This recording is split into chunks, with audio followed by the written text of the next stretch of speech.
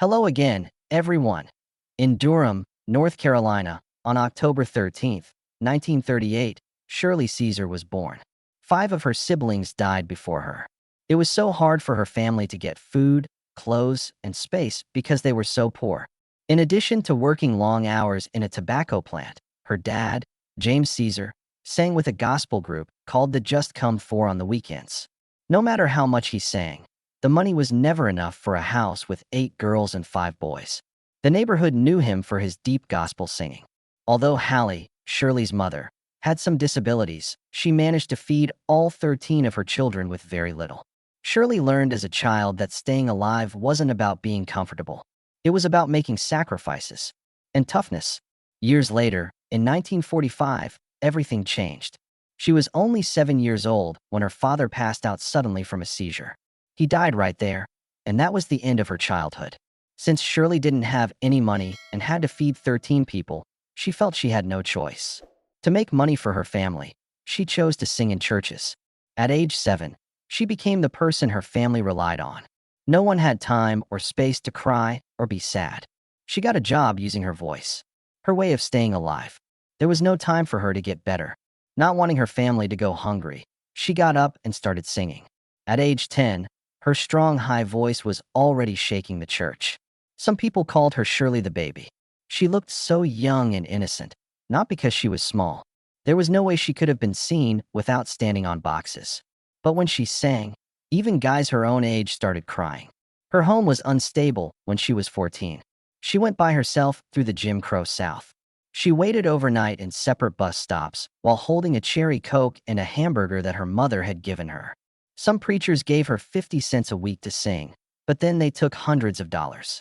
She kept singing and kicking her feet, which got people moving and turned every show into a sound explosion. That was the only voice she had. Things kept getting worse for her mother. She was unable to walk without help because one of her legs was crippled. Shirley took care of her mom full-time when she was only 12. Along with helping her walk and changing her clothes, she still found time to sing in churches to keep the lights on. She did this for more than 30 years. She never hired anyone to help her, even after she became cool. Shirley always did everything by herself. The pain her mother was in gave her strength. Whatever broke her heart made her stronger. Shirley's high school years ended in 1956.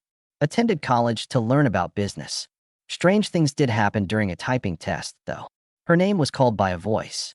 She asked her friend if she had talked, and the other girls said no. Later that same day, Shirley heard the voice again, but this time it was louder. It said, "Behold, I called you while you were still in the womb, and I anointed your lips to preach the gospel." That voice absolutely shook her. It was right away that she quit college. They were shocked by her. Families didn't get it. But Shirley was sure that this call wasn't from anyone else. The message came from God. Shirley joined the Caravans, one of the biggest church groups in America, on August 15th, 1958. She was only 19 years old at the time. She told Albertina Walker straight out that she could sing all the parts. In addition, she showed it. Everyone on stage was shocked by her energy. Her job was more than just singing. She altered. She started to dance. She broke down crying. All the rules of the church were broken by her style. They were amazed by how powerful her voice was during her first recording session on December 30th, 1958. Very quickly, the Caravans became well known. That year, they sold more than 50,000 records. Shirley was still sleeping on buses and missing meals, even though she was successful. Although she was only 13, she had already made her first song in 1951. The song's name was "I'd Rather Have Jesus." Record companies turned it down, though. They said she was too young to know what pain was, so she bought it themselves. As she went through the Carolinas with a preacher who was missing a leg, she played in barns and small churches for $5 to $15 at most. Not many people bought the record, fewer than 1,000. Shirley considered leaving her job, but she chose not to. Shirley traveled across the Deep South with the Wagons from 1958 to 1966. The band played more than 300 shows every year. Most of the sites were separated. On average, white church groups made $800 per show. It cost $150 to pay the Wagons. In 1963, 17 hotels in Birmingham, Alabama, turned them away, so they had to sleep on their bus. In Georgia and Mississippi, She saw cops use hoses on black people. In Montgomery, Alabama, people threw bottles at them during a show. She put these parts into her song. In a way, her song spoke out for human rights. Her voice provided a source of hope. That was until 1966, when Shirley had enough. When compared to male singers, she was only getting $75 a week. For more power and a fair share of the money, she asked Albertina Walker. Even though she was offered $100 and 5% profits, Albertina said no. Shirley turned around and left. Numerous people told her not to. Many magazines said she would fail. A record company told her she would never sell without a group. Shirley wouldn't listen when Mahalia Jackson told her not to go alone. At that time, the $50,000 deal she made with Hob Records was the biggest one ever given to a black female gospel singer. My Testimony was her first record by herself, which came out in 1967. 1,000 copies were sold that year. Some people didn't understand it. They were honest and hurtful songs. She sang songs about being poor, being racist, and losing faith. Some people said it was too personal. Some publications said it wasn't Christian enough, but Shirley didn't care. People paid attention to her because she was telling the truth. A new kind of church audience was made because she was honest. Her work with Reverend James Cleveland continued in. During one church service, they made up a whole song on the spot. So many people were there that they thought the ground was shaking. It turned into one of the most powerful live church albums ever. Cleveland worked with Aretha Franklin before, but he said Shirley was different. She preached and sang at the same time. After everything, the church world still didn't treat her fairly. In comparison to men, she made 30 to 40% less. She was told to tone it down by the producers. Due to contracts, she had to get male approval before putting out songs. Not how she sounded, but how she looked was what posters were all about.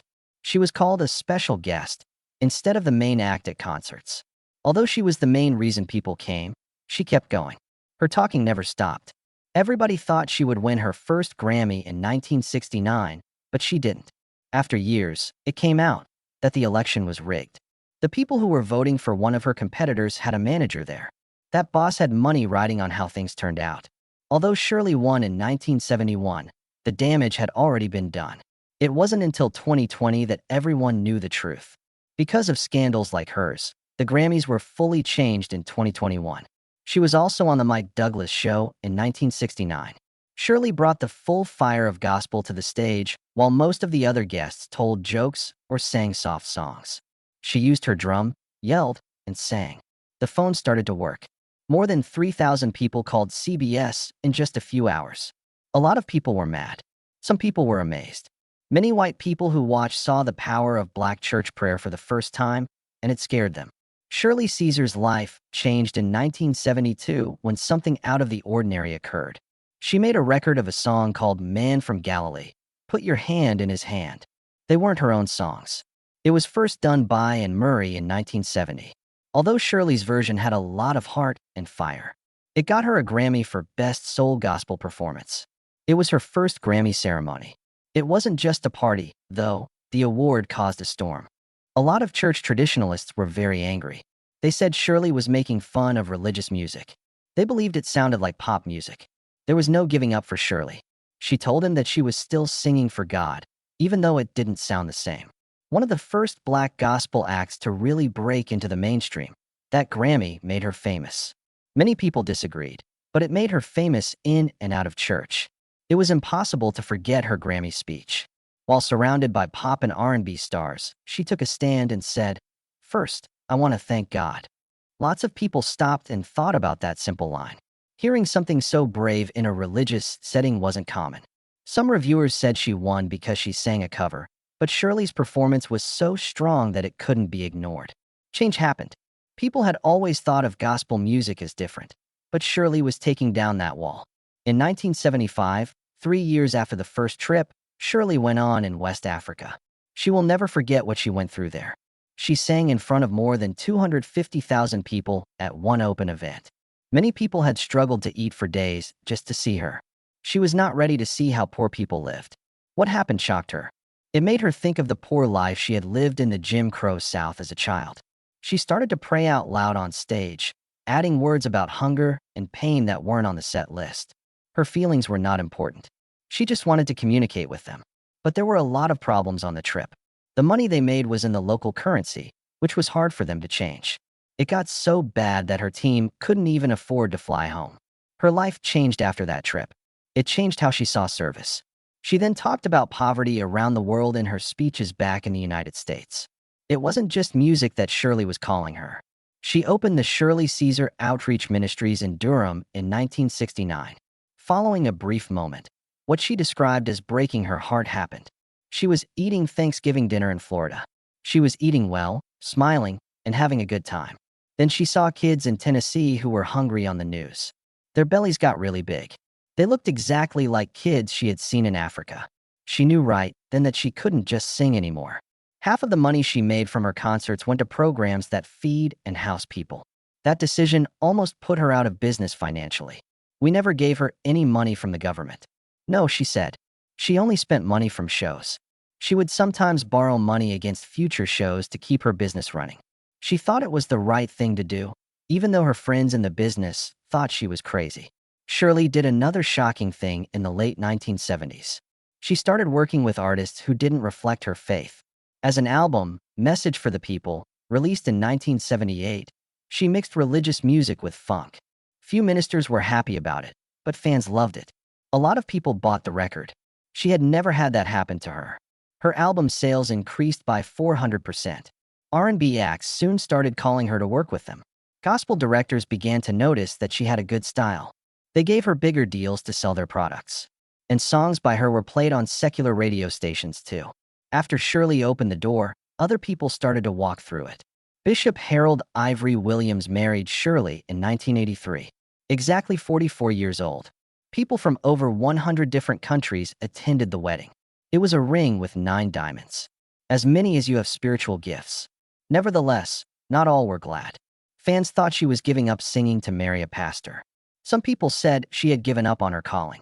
But she wasn't going to quit. She became co-pastor of a Raleigh church with 1,500 members with her husband. She was ready to take a big step and do both sing and teach. Between 1984 and 1986, Shirley won back-to-back Grammys. In 1985, she got one with Al Green for Salem, one for Martin in 1986. That led to more rumors. There were rumors that the awards were rigged in the church world. Others thought that her rising fame had more to do with how popular she was than how pure she was. Others thought she had become the favorite in her field. She had been nominated 17 times, which was more than any other gospel act had ever received. Few people thought Shirley was talking about politics, but she kept going. There was no attempt to explain. She sang over and over again. Her wedding and almost death happened in the same year. She lost control of her tour bus on ice in early 1983. After passing out, she said she saw another world. Emergency workers saved her life. She recorded Jesus I Love after that, saying your name. People all over the U.S. asked her to sing it at funerals, but every time she did, she thought about that crash. Not just a song, it was her story of how she got through it. It was 1985, and she did something else very dangerous. People used to be afraid of AIDS, but her church started to accept people who had it. Not Shirley's church. Most of them were quiet or closed their doors. She made sure that people with AIDS got to go to the hospital, watch their loved ones die, and even get care at home. Almost half of Americans thought AIDS was a punishment for sin at that time. Families at church said they would leave. Although some people sent her death threats, she refused to give in. They heard her and knew she loved everyone. They helped over 200 families in secret from 1985 to 1989. There was no bragging about it. Her action was quick. Shirley won the Stellar Award for Artist of the Decade in 1989, but she almost didn't make it. Her voice had been damaged by years of traveling.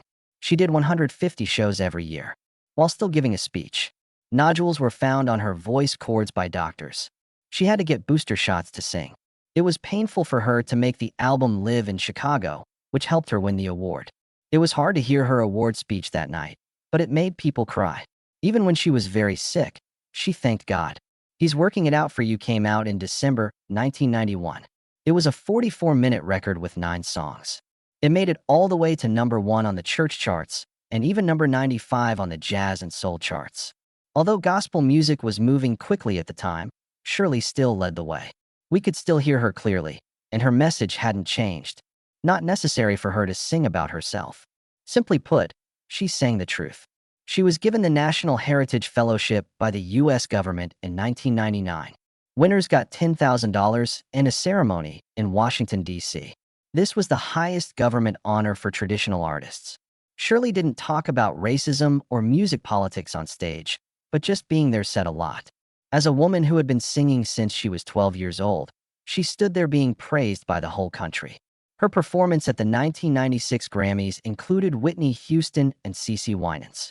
Whitney was exploring her church roots at the time, and the medley of A City Called Heaven and other gospel songs helped her shine.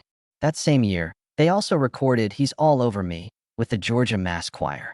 It wasn't just a song. Something crazy happened in 2016. A video of her 1988 song, Hold My Mule, went viral. A DJ had remixed her list of excited Thanksgiving foods, including beans, greens, potatoes, tomatoes, lamb, rams, hogs, dogs, and more, and turned it into the Yare de Dur, you name it challenge. It got really popular online. Many views, dance vids, and memes. Shirley discovered it while on a cruise at the age of 78. A young churchgoer showed her. It surprised her. Even she wasn't sure what had happened. Then, all of a sudden, she was famous again. She also put out It's Alright, It's Okay that same year. Anthony Hamilton. A song about feeling down and having trouble with your feelings. She sings about mental health in a public way for the first time. The words were written straight for people who were having a hard time. It took courage. Intense. And it hit home. It touched even more people when she sang it live on BET's Celebration of Gospel. Her 11th Grammy was the Lifetime Achievement Award, which she received in 2017. It did happen, though, at a time when mean reports were going around online. She was said to have throat cancer and fake films. Others said she was going to die. The lies had to stop, so she put out a film. Unless I'm a live dead person, I don't know anything about it, she smiled. She was angry, but she kept her cool. To stop spreading false information, she told her friends that she was healthy. Although most of the country was enjoying fireworks and freedom on July 4, 2014, Shirley Caesar lost the guy she had been with for 31 years. At age 93, her husband Bishop Harold Ivory Williams died. The ceremony took place on June 27, 1983. At the time, she was 44 and he had already lost his wife. From the start, their lives were closely linked, not only as husband and wife, but also as co-pastors and musicians, singing and playing the piano on songs like Stand Still and Shirley Caesar Live. Shirley was by herself after he died, not just in their Raleigh home, but also as the pastor of their 150-member Mount Calvary Word of Faith Church, where thousands of people came to honor him over the course of 2 days. However, Shirley could not hear anything after he left. Grief wasn't the only response to the loss. An ugly fight started behind closed doors in 2015. Shirley's stepchildren, Harold Jr. and Hope, who she had helped raise, started fighting over the inherited property. People said they didn't want her to get what they thought was theirs even though she had treated them like family. There was a big fight. It included personal property, church buildings, and Bishop Williams's 37-year legacy as head of Mount Calvary Holy Churches of America. The greatest pain was the growing mental distance between her and the kids she used to call her blessings. Shirley had been through grief in the past, though. When her mother Hallie Caesar died in 1989, everything changed. Some news stories say it happened in 1991. Since Shirley's father died, her mother had mostly raised her 13 children by herself. Shirley took care of her mother until she was 7 years old. They had a lot in common. But ugly family fights started up again after the funeral. Shirley's siblings said she was taking advantage of their mother's problems to help her own business. That they didn't like her fame. They thought she wasn't giving them the money. No matter what record she made to honor her mother, it caused fights over royalties. She has lost all 12 of her brothers. Shirley is the sole survivor. Shirley kept another loss a secret for most of her life. She didn't have any real children. She tried, prayed, and went to the doctor for years, but nothing helped. He finally told everyone about her infertility in 2000. It made her doubt her faith and shattered her heart, that she had kept from her church for many years. She tried to use her pain for something good. Her church set up programs to help couples who are having trouble getting pregnant by giving them support and even money to pay for adoption. It was her miracle that her stepchildren were still alive. But the pain of never being a real mother never really went away, not even with love. The whole world almost thought she was dead in 2024. A lot of false reports went around on social media that Shirley had died or spent time in the hospital with throat cancer. Her death was sudden, and people were sad about it online while she was still living in her Raleigh home. Simply to show that she was still alive, she had to make a movie. It was hard for her to speak when she said, "Unless I'm a living dead person, I don't know anything about it." So many lies were told that random people started coming to her house thinking they were there for a funeral. It spreads fake death notices. Photos of other cases were used in YouTube videos. They said those were Shirley's last moments. But the fear, shock, and attack were all very real. It kept up with the lies. A new story appeared online in early 2025. It said this time that she had passed out on stage during a show and had been taken to intensive care right away. There were even news sources that believed it at first. Lots of people came together to mourn her again, and the gospel pages were full of prayers. Others had to post more videos of her to prove she was still alive. There had been a lot of mean stories about her that were meant to scare and confuse the people who loved her. A scandal in 2018 almost ruined her image. She was accused of taking $2.3 million meant for the church and spending it on herself. Shortly, the story got around. The trouble began when a former church treasurer is said to have shared financial records. They said the math wasn't right, and sending that money to secret accounts. The charge was shocking, but in the end, not a single thing was real. Independent auditing by Ernst & Young proved that 98% of all gifts went to the right places. In fact, she had used her own money to help make up for lost income when times were tough. Something bad happened in 2020. As usual, it was about her singing. Bloggers and reviewers said she stole religious songs from the 1970s and 1980s, like "No Charge" and "Hold My Mule."